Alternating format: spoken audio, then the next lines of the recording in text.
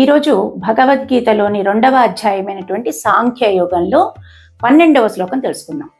జీవికి మరణము అనేది సహజం. అది మనిషి కావచ్చు, ఏ ఇతర ప్రాణి అయినా కావచ్చు.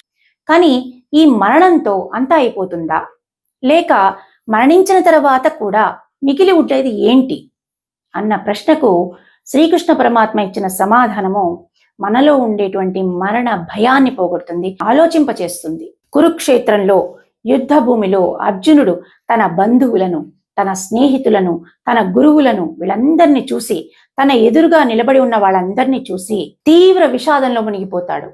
వీళ్ళందరూ మరణిస్తే నేను ఎలా జీవించగలను అనే బాధతో యుద్ధం చేయడానికి కూడా నిరాకరిస్తాడు. అప్పుడు శ్రీకృష్ణుడు అర్జునుడి శోకాన్ని తొలగించడానికి ఒక గొప్ప ఆధ్యాత్మిక సత్యాన్ని బోధించడం ప్రారంభిస్తాడు. ముందు శ్లోకంలో జ్ఞానులు జీవించి ఉన్న వారి గురించి కానీ, మరణించిన వారి గురించి కానీ శోకించరు అని చెప్పిన శ్రీకృష్ణ పరమాత్మ ఇప్పుడు ఎందుకు శోకించకూడదో కూడా చెప్తున్నాడు ఈ శ్లోకంలో. జనరల్గా మనల్ని ఈ శరీరము అని భావిస్తాం.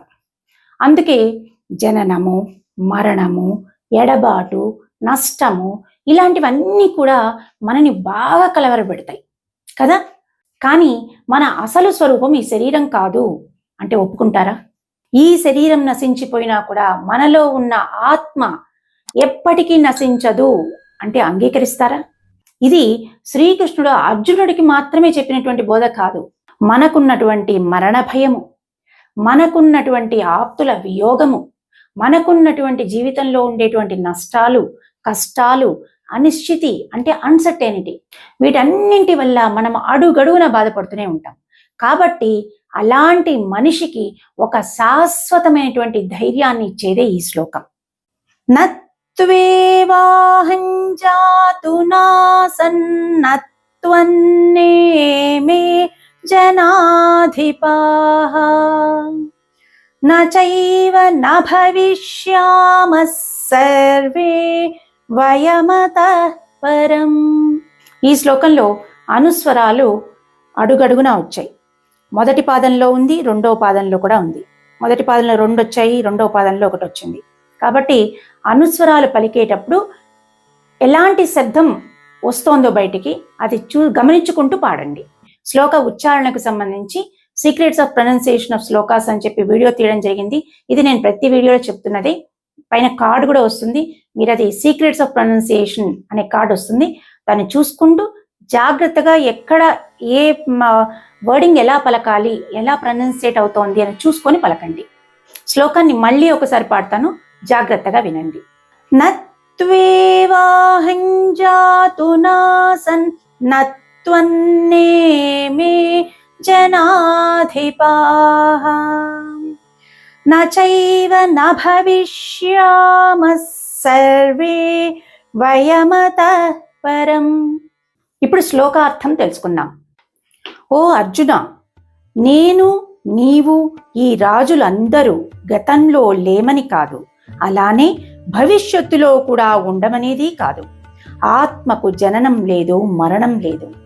శరీరాలు మారతాయి, కానీ ఆత్మ శాశ్వతంగా ఉంటుంది అని శ్రీకృష్ణ పరమాత్మ అర్జునుడికి చెప్తాడు.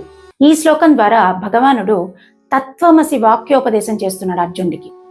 ఇక్కడ తత్ అంటే పరబ్రహ్మం, అదే పరమ సత్యం. త్వం అంటే నీవు, అసి అంటే అయి ఉన్నావు అని చెప్పడం. నీవే ఆ పరబ్రహ్మ స్వరూపమై ఉన్నావు అని చెప్పడం, లేకపోతే నీ నిజమైన స్వరూపమే పరబ్రహ్మము అని చెప్పడం. సులభంగా అర్థమయ్యే విధంగా చెప్పే ప్రయత్నం చేస్తాను. మనం సాధారణంగా నేను అంటాం. నేను అంటే ఏంటి? ఈ శరీరమే కదా. ఈ పేరుతో పిలువబడేటువంటి ఈ శరీరము, ఈ మనస్సు, అంతే కదా. అయితే ఉపనిషత్తులు చెప్తున్నది ఏంటంటే నేను అంటే ఈ శరీరం కాదు, మనస్సు కాదు. నీవు జనన మరణాలకు అతీతమైన శాశ్వతమైన చైతన్య స్వరూపుడివి అంటుంది. అదే పరబ్రహ్మము, అదే తత్వమసి సారము.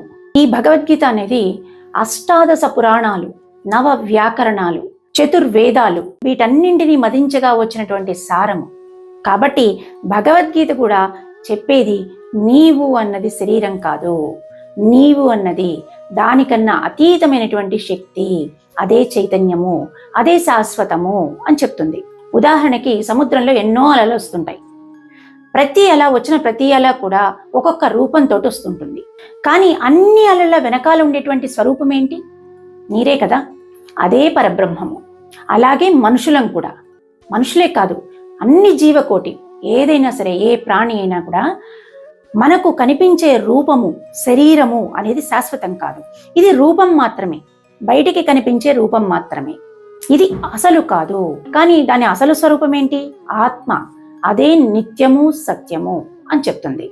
అంటే ప్రతి మనిషి వేర్వేరుగా కనిపించినా కూడా అది రూపం కావచ్చు, జెండర్ కావచ్చు, ఏదైనా సరే అందరిలో ఉన్న అసలు చైతన్యం ఒక్కటే. ఆ చైతన్యమే పరబ్రహ్మం. ఆ తత్వమసి మహావాక్యాన్ని శ్రీకృష్ణ పరమాత్మ అర్జునుడికి బోధిస్తున్నాడు. నీవు, నేను, సమస్త జీవులు అందరము కూడా శాశ్వతమైనటువంటి ఆత్మ స్వరూపులము అంటాడు. ఆయన చెప్పింది ఈ శరీరం శాశ్వతమని కాదు, ఈ రూపం శాశ్వతమని కాదు, ఈ రూపం వెనక ఉన్నటువంటి ఆత్మ శాశ్వతమైనది.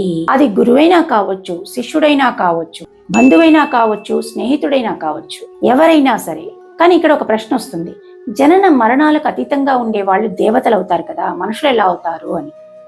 నిజమే, ఈ ఆకారము, ఈ రూపము, ఈ శరీరము శాశ్వతం కాదు అని ఎప్పుడు తెలుసుకుంటామో, ఈ జీవుడి అసలు రూపాన్ని ఎప్పుడు గుర్తిస్తామో, అప్పుడు జీవుడు దేవుడు సమాన స్థాయిలో చేరుకుంటాడు అని శ్రీకృష్ణ పరమాత్మ చెప్తాడు. అయితే ఇలాంటి జ్ఞానము ఎప్పుడు మనలో నిలబడుతుంది అన్నది ప్రశ్న. ఆ స్థాయి వచ్చే వరకు కూడా మనకి ఇది కేవలం ఫిలాసఫీ మాత్రమే. దానిలో దాగి ఉన్న నిజాన్ని మనం చూడలేము. అందుకనే శ్రీకృష్ణ పరమాత్మ అర్జునుడు ఎప్పుడైతే తీవ్రమైనటువంటి వైరాగ్య భావంతో ఉన్నాడో అదే జ్ఞానోపదేశానికి సరైన సమయము అని భావించాడు. అప్పుడే ఆత్మ తత్వాన్ని ప్రబోధించడం మొదలుపెట్టాడు. ఇప్పుడు చూడండి, ఎవరైనా మరణించినప్పుడు వారి ఇంట్లో భగవద్గీత వినబడుతూ ఉంటుంది. ఎందుకో తెలుసా? ఇది మరణించిన వ్యక్తి కోసం కాదు, ఆప్తుల వియోగంలో బాధపడుతూ జీవించి ఉన్న వారికి ఒక గొప్ప సత్యాన్ని గుర్తు చేయడానికి. నీవు ఈ శరీరం కాదు, శరీరంలో నివసించే నిత్యమైన ఆత్మవి అని చెప్పడానికి. కానీ మన మనసు ఎప్పుడు వీటిని తీసుకోదు. ఎందుకంటే మనకంత వైరాగ్యం ఉండదు. మన జీవితంలో ఎప్పుడు స్వార్థము, కోరికలు, అహంకారము, ఆశలు ఇవే మన చుట్టూ తిరుగుతూ ఉంటాయి. వాటినే పట్టుకొని ఉంటుంది మన మనసు. కాబట్టి వైరాగ్యాన్ని తీసుకోలేదు. కానీ మనిషికి ఎప్పుడోకప్పుడు బాధ వస్తుంది. కానీ ఆ బాధలో వైరాగ్యంగా మాట్లాడతాడు. కానీ ఆ వైరాగ్యము శాశ్వతమైనది కాదు, తాత్కాలికమైనటువంటి వైరాగ్యం. ఆ బాధ పోగానే వెంటనే బాహ్య ప్రపంచంలోకి వచ్చేస్తాం. మళ్ళీ మన చుట్టూ డబ్బు విషయాలు, స్వార్థము, కోరికలు, ఇష్టాలు, అయిష్టాలు, అహంకారాలు, ఆశలు ఇవన్నీ మన చుట్టే తిరుగుతూ ఉంటాయి. కాబట్టి మనము వైరాగ్యం స్థాయికి చేరలేము. ఎవరైనా మరణిస్తే కంటతడి పెట్టుకొని ఏదో చెప్పేస్తాం. అది కేవలము ఆ 2 గంటలు మాత్రమే. అదే శ్మశాన వైరాగ్యం. అలాగే ప్రసూతి వైరాగ్యము, పురాణ వైరాగ్యము, ఇలా ఎన్నో వైరాగ్యాలు. కానీ ఇవన్నీ కూడా తాత్కాలిక వైరాగ్యాలు మాత్రమే. కానీ భగవద్గీత చెప్పేది తాత్కాలిక వైరాగ్యం గురించి కాదు, జ్ఞానం వల్ల కలిగే స్థిరమైనటువంటి వైరాగ్యం గురించి బోధిస్తుంది. శ్రీకృష్ణుడు చెప్పేది పరిస్థితుల్ని బట్టి వచ్చిపోయే వైరాగ్యం కాదు, ఆత్మ తత్వాన్ని గ్రహించడం, స్థిరమైన మనోనిగ్రహం, సమతత్వం, అనాసక్తి, ఇవన్నీ ఉన్నటువంటి ఆత్మ తత్వాన్ని ఆయన కోరుకుంటున్నాడు. ఈ శ్లోకంలో సర్వే వయమతః పరం అని చెప్పడం వల్ల భగవంతుడు, భక్తుడు, గురువు, శిష్యుడు, దేవుడు, జీవుడు అందరిలో ఉన్న ఆత్మస్వరూపము చైతన్య స్వరూపమే, శాశ్వతమైనటువంటిదే అని చెప్తాడు. అంటే శరీరాలు వేరైనా తత్వం ఒకటే అని మీనింగ్. ఈ శరీరాలు పుడతాయి, మారతాయి, నశించిపోతాయి. కానీ సత్ తత్వానికి జననము, మరణము రెండూ లేదు అని అంటాడు శ్రీకృష్ణ పరమాత్మ. ఉదాహరణకి నా శరీరం, నా మనస్సు, నా పేరు, నా కులము, నా ఉద్యోగము, నేను సుఖపడుతున్నాను, నేను దుఃఖపడుతున్నాను, ఇవన్నీ ఉపాధి భావాలే అని శ్రీకృష్ణ పరమాత్మ చెప్తున్నాడు. ఇవి పొయ్యాయి అంటే జీవుడే శివుడవుతాడు అంటాడు.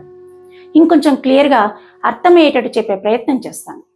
ఒక కుండలో నీళ్లు పోసాము, కొంత నీరు బయట ఉంది. ఈ 2 వేరు కాదు కదా, 2 నీరే. కుండలో నీరు ఉన్నంత వరకు కుండలోని నీరుకి కుండ ఆకారం వస్తుంది. ఒక్కసారిగా ఆ ఉపాధి తొలగిపోయింది అంటే బయట ఉన్న నీరు, కుండలో ఉన్న నీరు రెండు ఒకటే కదా. దాని అసలు స్వరూపం ఏంటి? నీరు. అదే నిత్యము. కుండ అనేది ఉపాధి భావన మాత్రమే. అదేవిధంగా మన శరీరం, మనస్సు ఇవన్నీ కూడా ఉపాధి భావాలు. కుండ ఎలానో ఇవి కూడా ఉపాధి భావాలు. ఇవి వన్స్ వెళ్ళిపోయాయి అంటే ఉండేది ఒక్కటే, అదే ఆత్మ. శరీరం ఉన్నంత వరకు నేను జీవుడిని అన్న భావన ఉంటుంది. అది తొలగిపోయినప్పుడు నేను పరబ్రహ్మ స్వరూపుడిని అనే భావన కలుగుతుంది. దానినే శివోహం అంటారు. కాబట్టి దేహం నశించినా దుఃఖించాల్సిన పని లేదు అంటూ శ్రీకృష్ణ పరమాత్మ దుఃఖంతో, నిరాశతో, ఆందోళనతో కుంగిపోయిన మనసుతో ఉన్నటువంటి అర్జునుడిలో ధైర్యాన్ని నింపుతున్నాడు. ఇక ప్రతి జీవుడికి కలిగేటువంటి 4 అవస్థలేంటి, వాటిని ఎలా దాటాలి అన్నది రాబోయే శ్లోకాల్లో తెలుసుకుందాం. ఈ వీడియో పైన మీ అభిప్రాయాన్ని కింద కమెంట్ రూపంలో చెప్పండి. ఈ వీడియో ద్వారా మీరు కూడా మీ జీవితానికి ఉపయోగపడే ఏదో ఒక మంచి విషయాన్ని తెలుసుకున్నారని ఆశిస్తున్నాను. ఈ వీడియో కనుక నచ్చినట్లయితే లైక్ చేయండి, షేర్ చేయండి. మన ఛానల్ని ఫస్ట్ టైం చూస్తున్నట్లయితే సబ్స్క్రైబ్ చేసుకోవడం మాత్రం మర్చిపోవద్దు. ఛానల్లో వచ్చేటువంటి ప్రతి వీడియో మీ దాకా రీచ్ అవ్వాలి అంటే పక్కనున్న బెల్ ఐకాన్ని ప్రెస్ చేసి పెట్టండి. మన ఛానల్లో వచ్చేటువంటి ప్రతి వీడియో మీరు ఈజీగా చూడగలుగుతారు.